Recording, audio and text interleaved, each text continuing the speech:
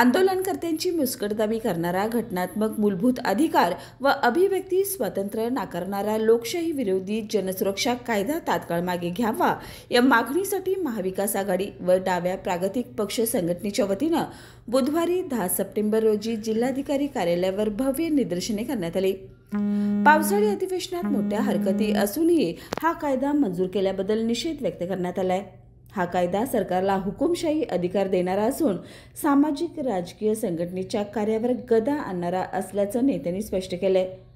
या निदर्शनात आमदार सतेज उर्फ बंटी पाटील, व्ही.बी. पाटील, कॉम्रेड संपत देसाई, संजय पवार, आनंद माने, बाबासाहेब देव, रवी किरण इंगवले, आर.के. पवार, सुनील शिंत्रे, संजीव चौगले, सरकताई पाटील, वैभव उगळे, संदीप देसाई आदी प्रमुख नेते व कार्यकर्ते मोठ्या संख्येने उपस्थित होते। नेत्यांनी दिलेल्या इशाऱ्यानुसार हा जनविरोधी काळा कायदा रद्द होईपर्यंत राज्यव्यापी संघर्ष सुरूच राहणार आहे।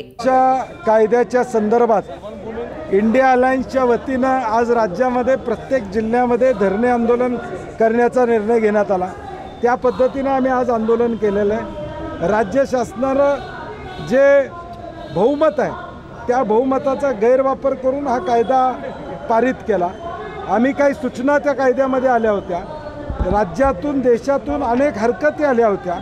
आता एखादी गोष्ट राज्याच्या अनेक लोकांच्यावर परिणामकारक होणार असेल तर त्याचं पब्लिक हिअरिंग यायला काय हरकत होती? पब्लिक हिअरिंग जिल्ह्यामध्ये घ्यायचं होतं, लोकांची मतं घ्यायची होती आणि मग त्या कायद्यामध्ये काही सुधारणा करणं अभिप्रेत होतं का? त्या कायद्याची गरज होती का? आम्ही बैठकीमध्ये सांगितलं होतं UAPA सारखा सक्षम कायदा या देशामध्ये आहे। जर राज्याला वाटत असेल की नक्षलवाद हा संपला पाहिजे, आमची ती भूमिका आहे। नक्षलवादाबद्दल सगळ्यांची आमची भूमिका समान आहे, त्याबद्दल आमचं दुमत कुठलंही या ठिकाणी नाही आहे। त्या UAPA कायद्यामध्ये तुम्ही बदल सुचवा जेणेकरून तो देशाला लागू होईल। नक्षलवाद हा महाराष्ट्रापुरता मर्यादित आहे का? छत्तीसगडमध्ये आहे, तो तेलंगणामध्ये आहे, म्हणजे 5-6 राज्यामध्ये या देशातल्या नक्षलवादाचा प्रश्न आहे। आणि म्हणून कायदाच करायचा असेल नक्षलवादाच्या संदर्भातला तर UAPA तुम्ही बदल करा, परंतु या जनसुरक्षा कायद्याच्या माध्यमातून काही सामाजिक संघटनांना अडचणीत आणायचं, त्यांना टार्गेट करायचं, त्यांना देशहिताच्या विरुद्ध करतायत असं म्हणून अडकवण्याचा प्रयत्न होण्याची शक्यता नाकारता येत नाही, म्हणून आम्ही त्याचा निषेध करतो।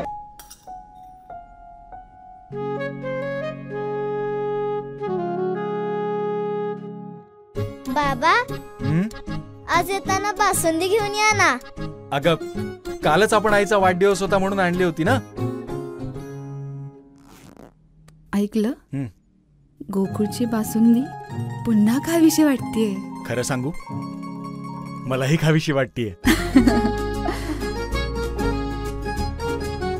पुन्हा पुन्हा खावीशी वाटणारी गोकुळ बासुंदी।